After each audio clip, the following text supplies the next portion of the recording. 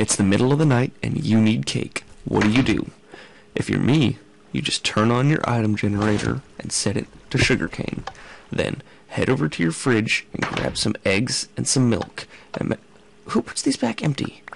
Then get some wheat out of your cabinet, go back to the item generator, pick up your sugarcane, then head back to the workbench for some impromptu baking.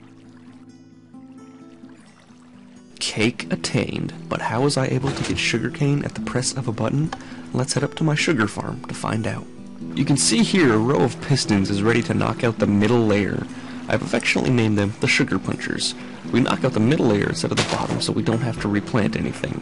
Here's a cross section of how the water's placed. Notice that it's 2 blocks wide to catch far-flying plant bits. Once hit, the sugarcane falls into the water and gets funneled into a channel that drops it to another channel that takes it wherever we want. If you've seen my other videos, yes, they share a water channel with my Chickenator 5000, which means I'm going to have to rename this whole thing. Since the sugar punchers are directly adjacent to each other, we can't connect them directly to the redstone without pissing it off. So we place a layer of repeaters behind each one, and just power those.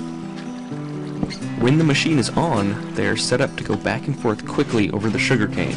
This will allow them to grow and then get immediately harvested. As you can see, about 50% of the sugarcane that is harvested is wasted. This doesn't really bother me because it's all free anyway.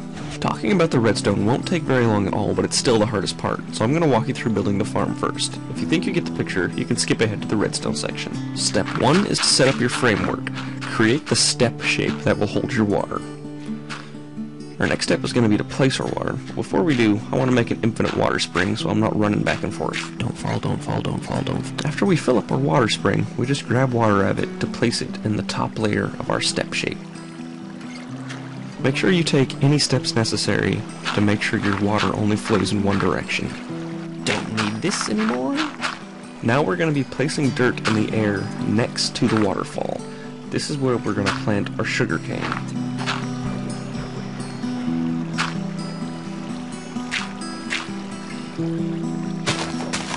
Our next step is to place our pistons. Just remember that they need to be aiming at the center of the sugarcane.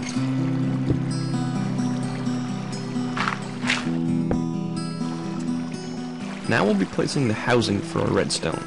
Since the redstone will take up 2 blocks directly behind the sugar puncher, we place our dirt 2 blocks behind and 1 block below the pistons. Step 7 is to place our repeaters and our line of redstone. For anyone unfamiliar with redstone, this extra redstone on the end is the output, sort of like a power cord. Now onto the redstone wiring. Here's the schematic. If you're familiar with redstone, this should be all you need. If you aren't, and this picture still makes no sense to you, here's an annotation with a link to a Redstone for Dummies tutorial. The piston's power cord connects to the output of an AND gate. On the other side of the AND gate, we have a pulsar which connects to one of the inputs. And on the other side, we simply have our on-off switch. Now, I include an on-off switch because the sound of pistons annoys the hell out of me.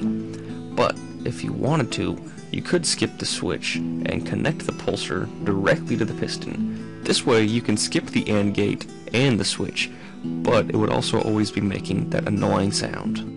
Having a power switch also offers me the option of what I want my machine to produce down in my collection room, so that when I go AFK on my altar, my inventory won't get filled up with random crap that I don't want.